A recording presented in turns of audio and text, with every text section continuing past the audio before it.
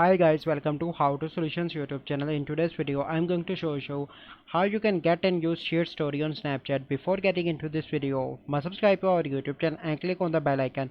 So the first step you need to do is to open Play Store and search your Snapchat and update your Snapchat application.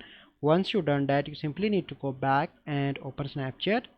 Once you open Snapchat, you simply need to click on your profile icon in the top left, and then you need to click on New Story, and here you can see the option of new shared story. Click on that option and click on continue, and you can select any of your friend that you want to add and click on create story, and you can name the story and click on save, and you can easily create story with that friend.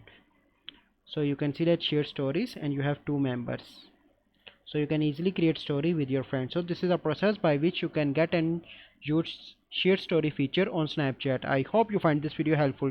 If you find this video helpful, must like this video, subscribe to our YouTube channel for future videos. We'll see you in the next video.